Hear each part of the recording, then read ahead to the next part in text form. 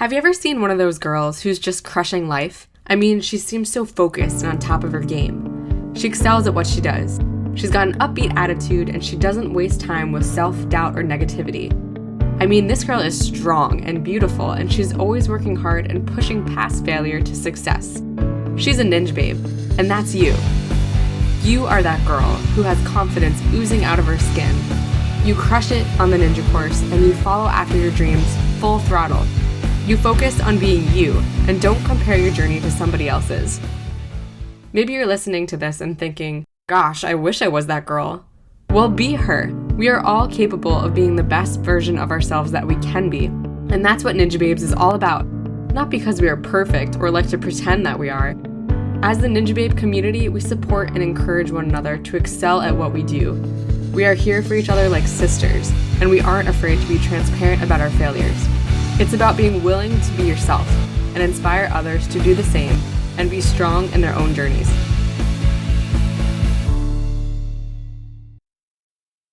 Welcome to the Ninjababes podcast. I'm your host, Kara Palillo, and today I am so excited to say that I'm here with Rachael Goldstein for episode number 16. So we are here recording in Rachel's home, and we have a special friend here with us. His name is Mowgli. He is a very large dog whom I've grown to love. Actually, I always loved him, but so if you hear any paws clicking or large barking sounds, that's coming from the extremely huge mammal that is joining us on the podcast today. Rachel, how have you been? I'm great. We had a bunch of eggs this morning. We did an experiment. What was that experiment, Rachel? So I got my first actually farm fresh eggs from a student's parent the other day. So we had eggs from the store, and then eggs from the farm, and then duck eggs to compare the differences. They were pretty fantastic. I liked them a lot. I mean, the local egg, the color of the yolk was much more like intense golden color. Yeah, it was like orangey. Yeah. And they say that that's good. That's how you can tell if it's a good egg. Yeah, so if you're a farmer and you know what you're talking about, you should tell us what that always means. like, how dark is this yolk? Even though I don't really know. Rachel's the one breaking the eggs open in the store to see how the yolk color looks. That's why there's cracked eggs. It's all Rachel's fault. And then we were going to try that egg breaking challenge, or Rachel was going to try because I already tried it. The one that Danica from Obstacle Academy in Minnesota had challenged Hunter to, and then Hunter challenged me, and I tried it, and I did it, and then I challenged Rachel. But there have been no like stabbings from the shell yet? No, not that I've heard. It was like I had no stabbings when I watched you do it. It was quite the explosion, but no one got stabbed. That's what I'm afraid of. It goes like into your hand. That would be pretty nasty, yolk dripping into your bloodstream. Gosh. Rachel. We also have cats. Three of them. So, in other news, we're also drinking Death Wish coffee today because this is an early morning recording and we both decided we needed some caffeine. But Death Wish coffee, shout out to them. Their coffee has about, what is it, five? Like five times? 5 or 7 times the amount of caffeine as regular coffee. So. And it's still all organic, and they say that they get their high caffeine levels from the type of beans that they use in the roasting method. That's quite interesting. I heard that like one shot of this coffee is like a whole cup from somebody. Oh. I don't know if it's true, but. Do you want to be a better ninja? There's some awesome events coming up soon that I'm so excited to tell you about. And you can check them all out at theninjababes.com/events. But I'm so excited to tell you about some Ninjababes mind and body workshops that are booking now at gyms all throughout the country. We have a couple of dates coming up that will soon be announced in New Jersey, but the next ones that are up on the schedule are actually in Minnesota. I'm really looking forward to heading out to Obstacle Academy to have these mind and body youth and adult classes. You know, sometimes you listen to the Ninjababes podcast and you feel so pumped and you're like, yes, I can do this. That girl is saying exactly what I've been feeling. I feel so ready with all these great tips and stories that I'm hearing these ladies talk about. and then you feel great, you feel empowered. And then maybe sometimes you get to the ninja gym and some of those words are still in your head and you're going for it and you feel great. But maybe down the line, you start to feel like you're stuck in your old ruts again, or you just need a fresh motivation or to figure out your own strategy of keeping your mind in the right place. Well, Ninjababes mind and body classes are for you. These workshops are specifically designed to meet your needs of how to feel motivated, to how to have that deep-centered self-belief, and to build your own strategies on the Ninja course. In these mind and body workshops, I am teaching how to really hone in on visualization, building a strategy, and finding approaches that work for you as far as keeping yourself calm on the course during competitions, not psyching yourself out on the course, really honing in on how to have the best mindset for you. And of course, we're going to play on some obstacles. I'm so excited and I can't wait to dive in deep and help y'all get your brains in a good place. So the upcoming dates for the Obstacle Academy workshops are October 27th is an adults class for women from 6 p.m. to 7. October 28th, that's a Sunday from 11:45 a.m. to 12:45 is youth girls. November 2nd, Friday afternoon from 4:45 to 5:45 is part 2 of that youth class. So what these classes are designed to do is, like I said, really build your mental strength, your self-confidence, and your self-belief. So we're going to be talking about all those things in the workshop, as well as practicing ninja skills. But I particularly picked this time frame for the workshops because it is right before an NNL competition at Obstacle Academy, which will be happening the weekend of November 3rd and 4th. So if you want to be competition ready and really bring your A game to that NNL, definitely make it out to these workshops. They're going to push you over the edge and help you be the most competent and confident and ready to tackle these obstacles more than you've ever been before. And you're going to have a lot of fun. I can't wait to meet you. It's going to be a blast. You can head on over to theninjababes.com/events and find the link there to sign up at Obstacle Academy, or just go head on over to Obstacle Academy's website and you can buy your ticket there. How long have you been ninjaing, Rachel? Tell me the ninja. I've been ninjaing for just over 3 years now. Like 3 years and 2 months-ish, to be exact. Do you have a ninja birthday? I hear that. Yeah, and it comes up on my reminders on Facebook, and it makes me so happy. Yeah, I started in about 2015 in I think late August. Well, my first official time was probably a little sooner than that. I went to Movement Lab once with Jeff, and but that was just one day, and then a few weeks later, I think we went to Pinnacle Parkour and met Jamie and Kim. And then I went every day after that, I think. Just never stopped. I just never stopped. So then, did you apply for the show the first season I did, that you could? Yeah. And I was never really expecting to, or that wasn't my plan. But I was just doing it so much and I really loved it. And I think it was Jamie and Kim were like, you should apply. And I was like, okay. And it wasn't that hard to convince me, but I wasn't I don't know, I wasn't doing it to be on TV. Yeah. I was just this is an awesome playground and people are teaching me fun things and I'm exercising again. Yeah. Which I stopped doing for a long time, so. But you did gymnastics back in the day. Yeah. Long time ago. Okay. How much was there a really long break between doing anything competitive athletically until ninja? Yeah. So I quit gymnastics when I was around 17. Maybe 16. So then I did a little bit here and there. I did track for 1 season in high school. And I was on the diving team in college for a couple years. And then after that, I was no exercise for a decade. Ice cream. I would join gyms here and there, but I'd cancel my memberships because I'd get bored. That's what it came down to. And then we got P90X. Thought maybe if we did it at home, we would exercise more. But I'd go in spurts, but it never really lasted. If I got to a month, I was lucky. Mm-hmm. So once I found Ninja, I was this is great. I like this. Yeah. Yeah. So this past season on the show was super great. How did you feel? So this was your fourth? Third This is your third year on A&W. Mm-hmm. Did this year feel different from other years? Yeah, I think every year has been, like, really different. Each year has been, like, very unique in their own ways. So, like, the first year, I just kind of went there and was like, all right, here I am. Like, no expectations. I had only been training for, like, several months, like, not even a year at that point. And I was just like, all right, like, whatever happens, happens. And then in between 8 and 9, I broke my arm, and like, I think I had higher expectations where I, like, wanted to match what I had done season 8.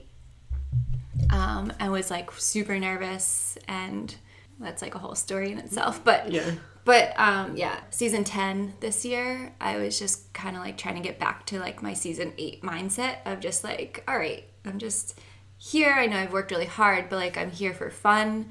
Like, I want to do my best and, like, just take it all in and, like, you know, have fun and hopefully do well. But, you know, have fun, like, have that be my priority. Like, not try to, like, be feeling like I'm doing it for, like, other people or feel pressure because, like, my family, like, traveled to be there and stuff like that. And just be like, all right, like, they're here to support me. Like, if I fall in the water on the first obstacle, nobody's going to be upset. Mm-hmm. You know, just go and trust in, like, your training and see what happens. Yeah.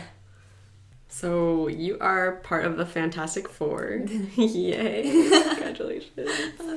So you, Jessie Libreck, Alyssa Beard, Michelle Warnke. Mm-hmm. 4 amazing ladies. Did you feel, coming into season 9 or season 10, did you feel, like, any sort of extra pressure because you had that nickname? Or, like, that sort of a, you know, expectation about you? I think season 9 more so. Because, like, season 8, like I said, I just kind of, like, went and I was like, okay, you know, like, this is great. And then, but then all of a sudden we had, like, nicknames and, like, everything that happened was a total surprise season 8. Like, I didn't even have it in my mind that I, like, might make it to finals or, like, anything like that at all. And then to, like, make it to finals and then be wild carded to Vegas was just like, oh my gosh. It was like such a whirlwind. It was awesome, but it was just very unexpected. So season 9, I think it was just pressure I put on myself. And, like, I broke my arm in between seasons, so I, like, put even more pressure, I think, probably on myself to, like, get back to, like, rehab it super fast and to get back to where I was, but also, you know, like, do even better because I just wanted to, like, keep improving from year to year. Well, you had a great season this year, and it's been really fun for me to train with you this past season. Like, yay. Sorry, I guess. Training buddies. We live kind of far away from each other, but opposite ends of the state. But somehow we're able to meet in the middle now and then to train, which is really nice. Mm-hmm. Shout out to Center Court. Thank you, Center Court, for being built. Thank you for existing. And Mark and everybody there. Yes. Great ninjas. We have a lot of ninjas in Jersey, and I think it's been really nice. I feel really fortunate that there's, like, good pockets of ninjas, like, throughout the whole state, so it makes it possible to, like, find your little niche. It's a good place to be. Definitely. Ninja Wonderland out here in New Jersey. Yeah, so if you're ninja lonely out there in the West somewhere, maybe you should just move to the East Coast. Do you feel like you did anything different this season in order to, like, get your head in the game or just prepare differently? Yeah, so, I mean, don't get me wrong, I was still nervous and everything, but I tried to give myself, like, pep talks, like, weeks in advance of, like, okay, you're going out there for fun. Like, just go have fun. Whatever happens, happens. Like, live in the moment, take it all in. And, like, on the platform, just, like, pretending like I was at, like, Movement Lab, because we do course runs there and everything, and just trying to, like, imagine, like, it was just another night at the gym, just to, like, calm myself. Yeah. It's a little nerve-wracking up there on the starting line. Yeah, it's such a weird mix of, like, exhilaration and nervousness. Yeah, and usually once you get started, it's like you start realizing, like, okay, like, your body takes over and you can kind of just, like you just have to trust in yourself, like, okay, like, I have the grip strength for this one and I know how to swing and do laches, so, like, and you're worried less about like all the little things that can happen once you're actually on the course, because you just have to focus on doing it. Right. I think. Did you continue your pep talks then from qualifying to city finals to then Vegas? Yes. Yep. Same thing all the way through. And Naj's voice in my head, he's like, just be in the moment, Rach. He would give me some pep talks too beforehand. That's good. Yeah. It's so valid though. It's so good to like have that positive, like resounding voice in your head. And I think too, like when you can look at yourself in the mirror like beforehand or for anything in life and really like look yourself in the eye and be like, I got this, or I'm going to do well today at XYZ, like whatever. It really does make a huge difference. Yeah. I think I was definitely more calm in like the days leading up. Like Jeff was more nervous this time, my husband. And he was like, what's wrong with you? Like, you're not, it wasn't like season 9 where I think I let my nerves kind of get the best of me. And just like beforehand when you're in ninja holding, like I think I was just more relaxed. Yeah, that's good. Yeah. When you were going into Vegas this year for stage 1, so you went after a couple other women had fallen on the first obstacle. Did that get in your head at all, or were you just trying to really focus on your own steps and like your own strategy?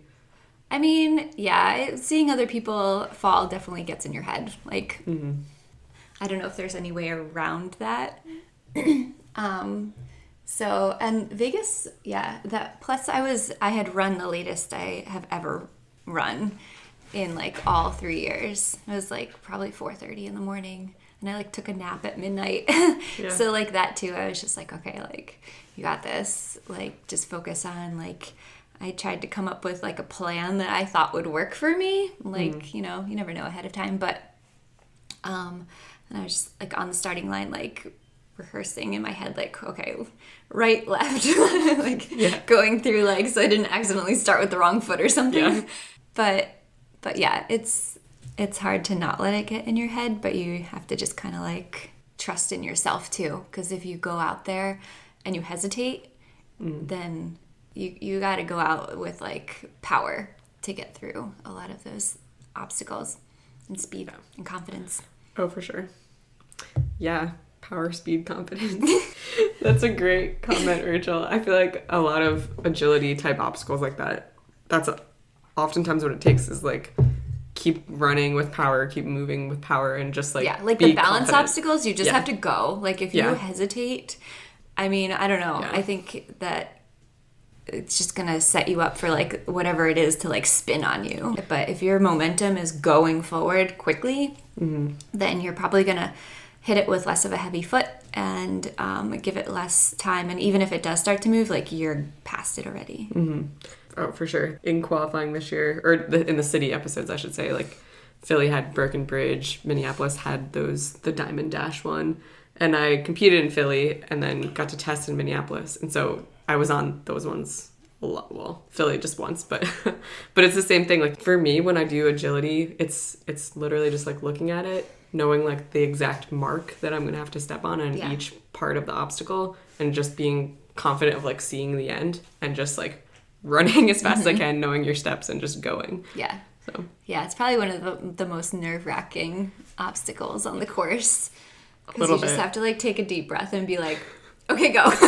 But it's always over the fastest. That's true. For better or for worse. Right. Yeah, you just have to go.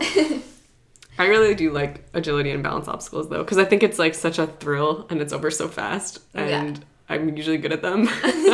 But yeah, knock on wood. Did you have any other feelings about stage 1 this year? Like where you felt, were you disappointed or were you just excited to be where you were? Stage 1 this year, I guess I felt different than last time I was there in season 8. Like season 8 was such a whirlwind, and I was just like, I didn't feel like I had as much time to like prepare or even really know what to prepare for, because I was just like so new. But this year I had a little bit more time in between Miami and Vegas, and I tried to like pick apart the obstacles and like work on the little things that I thought maybe I would mess up on, like the propeller jump, just doing really big jumps basically for that one. And for the double dipper, I just worked on like big laches and like upward laches, and catching and switch grip, which I didn't end up doing on the course. Yeah. But I did try that one day to see if like it was something that was comfortable for me. And jumping spiders and just like overall endurance and leg power. So I felt more prepared this time. Like I felt more capable. Like, okay, I think I can do it, you know? But then it's just, everything has to kind of fall into place. And I don't know if I had done anything a little bit differently on the double dipper. I was excited to catch it, the bar. Like it was I felt solid when I caught it. And I was like, okay, good. But I don't know if I should have caught it in switch grip or kept my arms bent for some more like give when it hit that downward, like the fast part. But next time. Well, you still had a great year, and that you had a great run on the course. Thank you. Even if you fell, you still looked fantastic. You did really well. Speaking of awesome ninja gyms in New Jersey, we've already talked about so many of them, like Pinnacle Parkour, all the different center court gym locations. There's VertiQuest and M-Lab. Speaking of M-Lab, this weekend on Sunday, there's a Ninjas in the Park event that I will be taking part in down in South Jersey. You can head on over to the ninjababes.com/events page to check out more info on that, or just go on over to the Movement Labs website and you can see what that's all about. The event is going to be a fun day out in the park in the community, setting up a little obstacle course, meeting kids from the community, and just having a fun day. If you are free this Sunday afternoon from 1 to 5, head on over to Laurel Acres Park.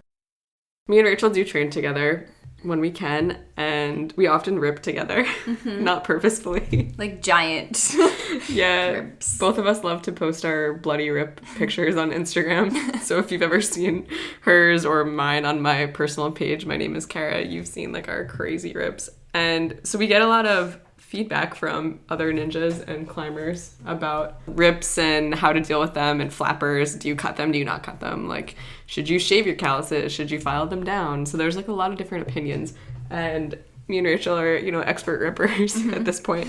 So in front of us, we have a whole slew of different balms and lotions and potions and all those things that we've tried for rips before.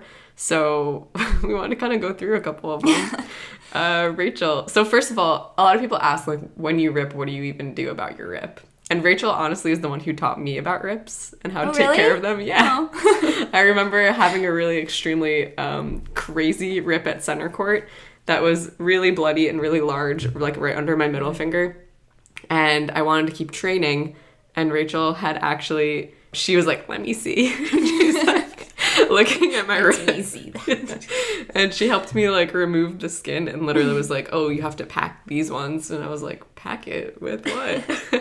And Rachel, I think I already did have some Boulder Balm from Orbital climbing before, but it might have actually been around the same time that I posted that same rip that Orbital reached out to me and sent me some balm. But so basically, Rachel has educated me about rips, and since then we've been rip buddies. So Rachel, would you like to explain your process for treating rips? So I rip a lot. I'd say when you rip, you have to get the skin off like right away for a few reasons, because when you rip, it'll come off easier. Like the skin isn't hard yet. Mm-hmm. It kind of like hardens up if you leave it there. And also it doesn't hurt as much for some reason right away when it happens, and it like starts stinging more the more you just like leave it alone. Mm-hmm. So I try to take off the extra skin right away, as much as I can anyways. Like if there's a little extra, like you can also just like wait a day or two until it's not so raw, and then start like clipping away if there's like a little bit of extra. But so first I take care of the skin, and then I have a balm called Climb On, which Jamie Ron introduced me to. So it comes in like a lotion bar, which is like in a little tub, and it's like a solid bar of oils. And then they also have more of like a cream. So I've tried both, and both are good, and they're super natural. Like the cream one even says it's food grade on it. You could eat it. You could eat it. I've used it as chapstick, and it works well. I like the lotion bar because it stays in the rip better, and the cream is good, but like I feel like it's more to like rub on your hands, because I like when you get some off of the bar and you like kind of like smear it into the rip, which sounds gross and it does hurt kind of, but it gets that into it where you can let it start like absorbing into that rip, and I think it helps it heal faster, and it also keeps it from cracking. Because one of the worst parts about rips is when they crack open like 5 days later, and then it's like just as deep, but it's one little slit, and like that's bleeding, and it hurts just as bad as the original rip. Yeah, so I think one of the reasons too that you want to be able to, kind of going back to what you said in the beginning, cut off the flap part, and then try to, as much as you can, like that the part of the skin where it ripped from, be able to either cut it so it's even more with your skin or not, because if you think about it, then once your skin begins to heal, you're gonna have like this crazy ridge, and that's just like opening your, like making your hand more susceptible to ripping in that spot because of the ridge. So I have like also like eyebrow scissors, like teeny little scissors. So for the guys, probably in the cosmetics section, but they're like really sharp, tiny little precise scissors. So even if there's like a, you know, like a tiny little piece of skin that you don't want to like rip off that day, you can wait a few days and then take the scissors to it a little bit later. But yeah, I feel like I've tried a lot of things in the past, like vitamin E oil, like even like the tablets, like I'd pop a hole in the tablet and like squeeze the vitamin E onto my rip.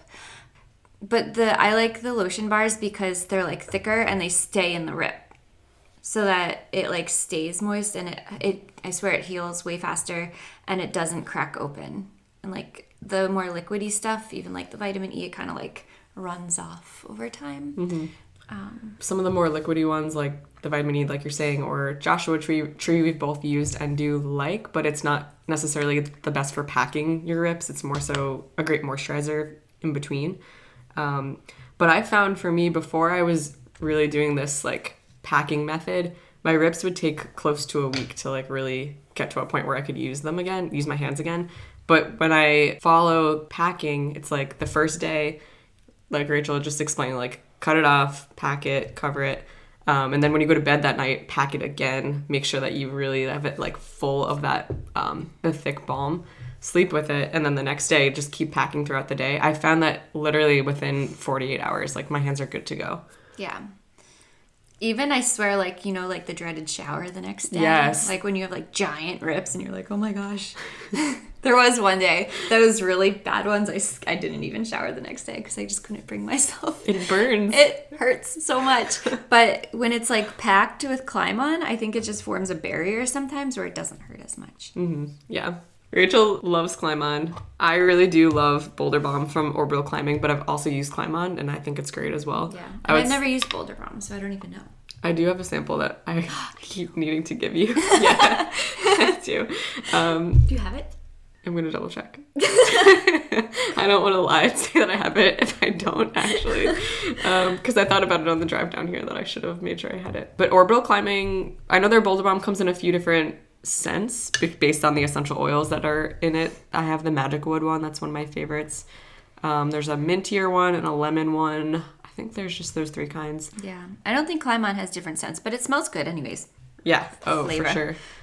So there's one it's more. Made out of bee saliva. We're also working on trying bee saliva. But we're waiting for Kara to get a better one, I think. Yes. She's getting like a homemade one. Right. Mine's from Amazon, and it's... So it says it's organic and stuff, but it's smelly, and I don't know. I just want to see that. I want to compare. Yeah, so basically, Rachel had found out from Jessie Graff that Jessie's been using bee propolis. On everybody knows now that Jessie's filming, correct? Right. So as she's been working on the movie out there, it sounds like the team, whenever they get rips, they've been using this bee propolis as almost like a solve to act as a barrier or like a shield on your skin to like prevent rips, and then as a healing method afterwards. So I have a friend, Heather, she is a beekeeper and she has bees at her house and makes honey and all that good stuff. So I'd asked her about bee propolis, and she is now experimenting for me and Rachel and kind of coming up with a few different recipe combinations in order to make something like a balm. So we want to see what that's like. Yeah. So we'll have to get back to you about that because that's still in process. I think it's also supposed to have like health benefits for like ingesting it. Oh yeah. I've heard a lot of good things about it as far as like just healing skin, but like rejuvenating cells of your body. So like that could be anything. Yeah, and like avoiding colds and stuff like that. But yeah, definitely not an expert on this stuff yet. Yeah, not yet, but it is high antioxidant. If you're a beekeeper, if you know anything about bee propolis, definitely shout out to me or Rachael. Help educate us. Yes, we want to know more. So I have to give a shout out to Stoked Climbing because they actually sent me quite a bit of love last year when I first started Ninjababes. They sent me a box with some goodies in it. That's how I first learned about Friction Labs and Orbital climbing and a few different other climbing brands. And so that's really how I got started on learning about different balms as well. And so Stoked Climbing is a really awesome company. Travis and Kimberly Williams started it. So you can check out their Instagram, Stoked Climbing, to see all the other goodies they have. They actually have some really cool handmade chalk bags, which are like really fun colors and yeah. Those are awesome. Yeah, they have some really like beautiful things as well as like high quality products. I want one. Yeah, we're looking at their Instagram right now. They're very pretty. They are very pretty. And I believe that they still have a discount code for Ninjababes. If you just use code Ninjababes at checkout, you'll get a little bit of a discount there. So definitely check them out at stokedclimbing.com. And if there's anyone else out there who has like great climbing balm like brand that you use, definitely send them to me and Rachael. We would love to try them out and keep talking about. We rip all the time. Yeah, we're like the perfect test people. Yes, we rip a lot, and we would love to keep like reviewing different kinds of lotions and balms and things. One more thing I wanted to say was about climbing rips, ninja rips in general, is someone had suggested to me to start shaving my calluses. And so I've been trying that, and I haven't ripped nearly as bad since I started doing that, but I have this like weird concern in my head, like I don't want to shave them down too much and make my hands feel like too pansy soft. Yeah. So I don't know the answers because I shave them also, and I have like a file and like, the actual like razor thing that will shave them off, and I still rip. Yeah. So I feel like my worst ones were when I like ripped the top half of my hands off. Oh yeah, that was serious. And I had just shaved them, so I don't know. I've tried using like more moisturizers, not using them so that they're not too soft. So everybody has different opinions, and it probably is just whatever works for them. I just haven't found what works for me yet. I've also heard people say that chalk makes you rip more because it's drying out your hands. I heard someone say that too. I don't know, but I don't want to slip. Like there's reasons for it too. I know. So speaking of things your body needs, we also need healthy snacks, right? Yeah. Me and Rachael have an obsession with healthy grocery stores. And I'm not just talking about like we like them. I could spend hours in a small town healthy grocery store just like looking at all the products they have, because I feel like health food stores like that have a lot of like local stuff or just like really weird like niche products that you don't find in other stores. I found barbecue sauce the other day at my favorite grocery store, and the first ingredient was carrots. What? Yeah. Did you buy it? No. Did you drink because the we whole have bottle? so much right now. But I will buy it because it's things like that I'm like, oh, like this doesn't have lots of sugar in it and like high fructose corn syrup like so many products do if you start looking at ingredients. Yeah. And it's like eye-opening once you start reading ingredient lists, and at like grocery stores like that have all these like really cool alternatives. It's just really neat. It's really neat to like try them. For sure. When I first started like trying to eat healthier and change my diet around, I literally would spend so long in grocery stores reading every single label and then being like either horrified or like just mesmerized by like what are these ingredients that I don't even know about. So like shopping at places like Mom's, for example, Rachel's favorite. Mom's Organic Market. Literally, awesome. Yeah. Rachel had, I guess it was last year during NNL season, I had stayed down here for an NNL at Pinnacle, right? Was it Pinnacle Parkour? Yeah. And Rachel was like, we have to stop at Mom's before we go to the car. I just like wanted to show her the grocery store. Yeah, and I was thrilled. It's the place that I take people. We have a really great grocery store here. Yes. You want to see it? You want to see it? You want to take a field and trip? Kara was like, yeah, genuinely excited. So yeah, I think I definitely Instagrammed from there, and I was like, but something great about Mom's. Okay, so like if you have a favorite grocery store like this that you can, feel our love, you should let us know and I want to come visit. But like Mom's, you walk into it and they have like free water that you can drink. Yeah, in like compostable cups. They're made out of corn, I think, these cups. Yeah. And they have free pieces of fruit for kids because they're promoting healthy eating. Exactly. Yeah. And then your child will just be happy eating fruit while you walk around the store. Mm-hmm. And free coffee, tea. Yep. Mm-hmm. Also, book exchange. Book exchange. Have you used the book exchange? No, I think it's for kids maybe. But it's just like a really nice touch. Yeah. But we were saying how we really like when stores have the option of buying stuff in bulk where you can just like, you know, fill a bag with however much you want, or just having a lot of like organic produce and variety is really important to me too. But I've also been trying really hard to find a protein bar that doesn't have a lot of added sugar, but is still like high protein. That isn't just beef jerky. So, because a lot of times, meat. Yeah, a lot of times I'll just get some sort of meat bar, like from Epic, or the buffalo bars. Yeah, no, I've had those. Yeah, and those are all really good, but sometimes I want something that's a little bit more complete, but I can't find anything that's like I like that doesn't have a lot of sugar. Have you tried the Rise bars? I have tried them, but I feel like they're still, there's 5 grams of honey? Yeah, but it's like, not the worst. Yeah. They're good. And the RX bars. The RX bars are good too, but they're usually like lots of carbs and a little bit of protein. I don't pay attention to carbs. Oh. I'm seriously looking for like a high protein bar that's like not a ton of carbs, but you know, a little bit fine. And it can have like high fat. I'm fine with that. Actually, the bulletproof bars, I really been wanting to try, but I'm allergic to cashews. Oh. It's been majorly frustrating because I feel like they meet my criteria and I can't eat them. Yeah, so Rachel just pulled out one of her Rise bars. Some of them do have nuts I can't eat, but I have had. Yeah, and they have plant-based versions too, which I hadn't known about until they were super nice, and they sent me some boxes, so I've been trying all their flavors. But there's like very minimal amounts of ingredients, and they're all like natural, and there's a good amount of protein in them, like up to 20 grams and like 5 ingredients. So yeah, that's really nice. Some sweetener, like this one that we have in front of us. Let's see, chocolatey coconut, and there's 15 grams of protein, and all there is in it. Well, you can't eat it because there's cashews, pea protein, coconut nectar, carob powder, and shredded coconut. Yeah, that sounds nice. That's really good. My favorite is the snickerdoodle. Ooh. Mm-hmm. Did you eat all of those already? Yes. And the almond honey, that one's good too.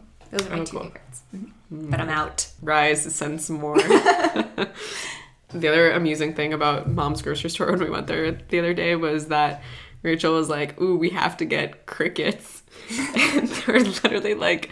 I don't eat them, though.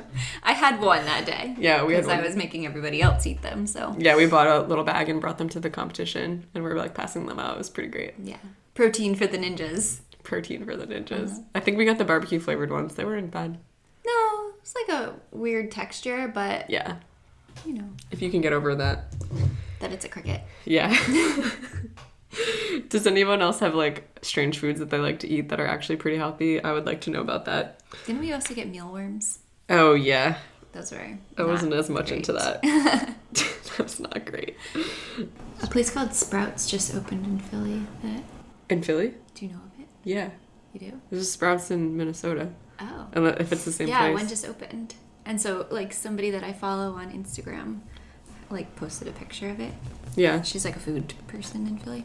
Wait, is it the same one? I think there's Sprouts in Minnesota. Or if it's not Sprouts, it's a word that sounds like Sprouts, like another small growing word because it sounds just like that.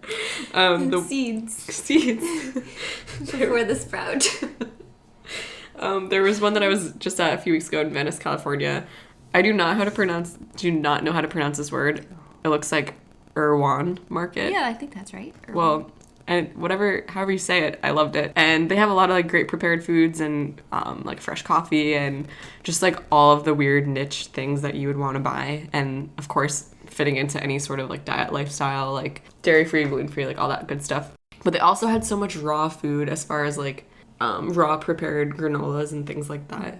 And by raw prepared, that sounds like an oxymoron. I just meant like it's raw foods, but they, you know. They do it for you. Like they put it all those together. Protein balls and Yeah, stuff like that. stuff like that yes. they make it for you. Yeah, so not cooked, but prepared in that way. There's one in Minneapolis that I love. I really would honestly love to go on like a grocery store like tour like throughout the major. You're a step above me. I mean, not that I wouldn't like to do that, but you would totally come with me. We could review every store. Fresh Thyme, that's the one in Minnesota that I really like. Fresh Thyme. See, that's similar to Sprouts, right? The name makes you think of the same thing. Yeah, it's like a fresh, like... Oh, it is spelled Fresh Thyme, by the way, Thyme, like the herb. Anyways, we're obsessed. Start our own. With ninja obstacles. Like you could have monkey bars inside and stuff. And you could carry your groceries in like a backpack as you do the So it's like bars. your weighted vest. Yeah. For the advanced. We should look into this. Is there a gym that wants to partner with us to make a grocery store obstacle course alongside your gym? So do you have any go-to like healthy snacks that you like to eat while you're training? Nothing like super unique, like apples and stuff like that. Yeah. Like, just like having like fresh fruit on hand, like the Rise protein bars and the RX bars I tend to have with me. And they'll hold me over, like if I'm driving to the gym and feel a little hungry, like as long as I just have something like that, like I should be good to go for a while. I usually find that my energy is best when I'm eating like just like high fat and protein like earlier in the day. So like before I'm training, so like eggs, for example, are like perfect for me with some like coffee with coconut oil or something like that. And then later on, if I'm like about to train and I need a little boost, I'll eat like a handful of like plantain chips. And those are like my favorite like carb snack. And then of course like I'll eat carbs after I work out. I don't know. Plantain chips are... Of course. Why? To replenish. Like, should I be?